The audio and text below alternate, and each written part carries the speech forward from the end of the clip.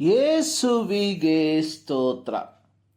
ಇಂದು 7 February 2026. ಎಲ್ಲ ಪ್ರಿಯರಿಗೂ ವಾರಾಂತ್ಯದ ಶುಭಾಶಯಗಳು. ಮನುಕುಲದ ಪತನ ಆರಂಭವಾಗುವಂಥದ್ದು ಆದಿಕಾಂಡ 3ನೇ ಅಧ್ಯಾಯದಿಂದ. ಯೆಹೋವನು ತಿನ್ನಬಾರದೆಂದು ಹೇಳಿದ ಹಣ್ಣನ್ನು ಹವ್ವಳು ಸರ್ಪದ ಮಾತನ್ನು ಕೇಳಿ ತಿಂದದ್ದರ ಫಲವಾಗಿ ಮನುಕುಲದ ಪತನ ಆರಂಭವಾಯಿತು. ಈ ಒಂದು ಪತನ ಅಲ್ಲಿಗೆ ಮಾತ್ರ ಮುಕ್ತಾಯಗೊಳ್ಳದೆ ನಿರಂತರವಾಗಿ ಪದೇ ಪದೇ ಸತ್ಯವೇದದಲ್ಲಿ ಪುನರಾವರ್ತಿಸಿ ಬರೆದಿರುವಂಥದ್ದನ್ನು ನೋಡುತ್ತೇವೆ.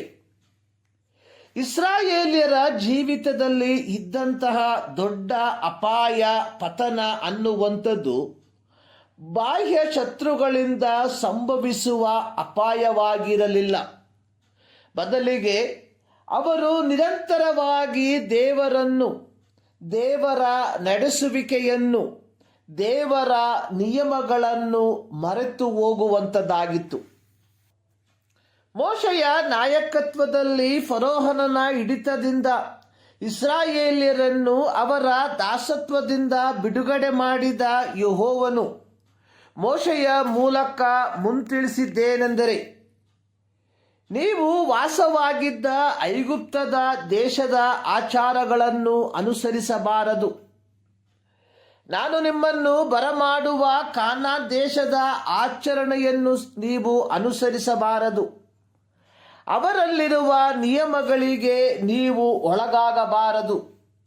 ಯೆಹೋವನೆಂಬ ನಾನೇ ನಿಮ್ಮ ದೇವರಾಗಿರುವುದರಿಂದ ನನ್ನ ನಿರ್ಣಯಗಳ ಪ್ರಕಾರವೇ ನೀವು ನಡೆಯಬೇಕು.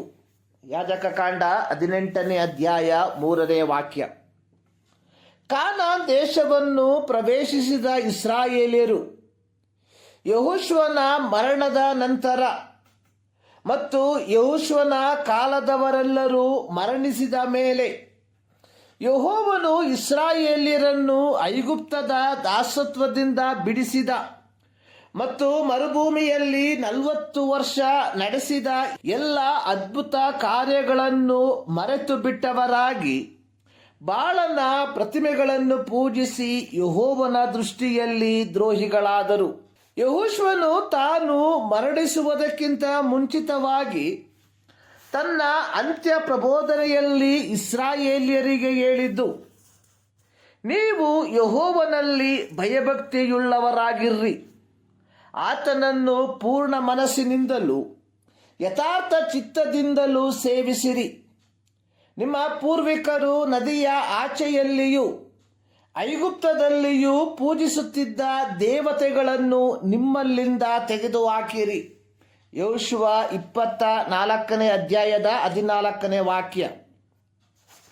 ಮೋಶೆಯ ಕಾಲದಲ್ಲಿಯೂ ಯೆಹೋವನು ಮೋಶೆಯ ಮೂಲಕ ಇಸ್ರಾಯೇಲರಿಗೆ ಕೊಟ್ಟಂತಹ ಒಂದು ಜವಾಬ್ದಾರಿ ಅನ್ನುವಂಥದ್ದು, ದೇವರ ಧರ್ಮಶಾಸ್ತ್ರವನ್ನು ನೀವು ನಿಮ್ಮ ಪುತ್ರ ಪೌತ್ರಾದಿ ಸಂತತಿಯವರಿಗೆ ತಿಳಿಸಿಕೊಡುವಂಥವರಾಗಿರಬೇಕು. ಈ ಮಾತುಗಳು ನಿಮ್ಮ ಹೃದಯದಲ್ಲಿರಬೇಕು. ಇವುಗಳನ್ನು ನಿಮ್ಮ ಮಕ್ಕಳಿಗೆ ಅಭ್ಯಾಸ ಮಾಡಿಸಿ, ಮನೆಯಲ್ಲಿ ಕೂತಿರುವಾಗಲೂ, ದಾರಿ ನಡೆಯುವಾಗಲೂ, ಮಲಗುವಾಗಲೂ, ಹೇಳುವಾಗಲೂ ಇವುಗಳ ವಿಷಯದಲ್ಲಿ ಮಾತಾಡಬೇಕು. ಧರ್ಮೋಪದೇಶ ಕಾಂಡ 6ನೇ ಅಧ್ಯಾಯದ 1ರಿಂದ 6 ವಾಕ್ಯ.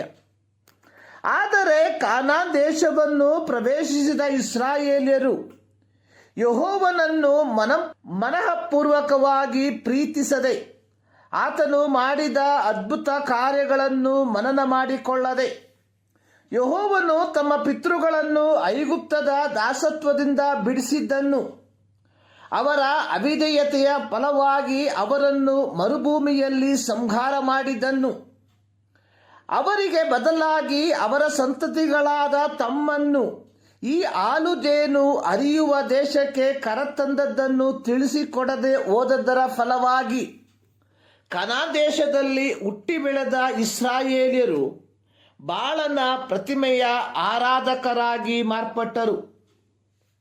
ಇದರ ಫಲವಾಗಿ ಯೆಹೋವನು ಅವರನ್ನು ಸೂರೆ ಮಾಡುವವರ ಕೈಗೆ ಒಪ್ಪಿಸಿಕೊಟ್ಟನು.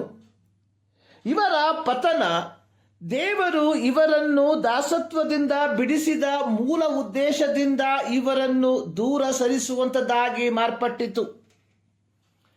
ದೇವರು ಅಬ್ರಾಮನಿಗೆ ಹಾರಾನ್ ಪಟ್ಟಣದಲ್ಲಿ ವಾಗ್ದಾನ ಮಾಡಿದ್ದು, ನಿನ್ನ ಮೂಲಕ ಭೂಲೋಕದ ಎಲ್ಲ ಕುಲದವರಿಗೂ ಆಶೀರ್ವಾದ ಉಂಟಾಗುವುದು ಎಂಬುದಾಗಿ.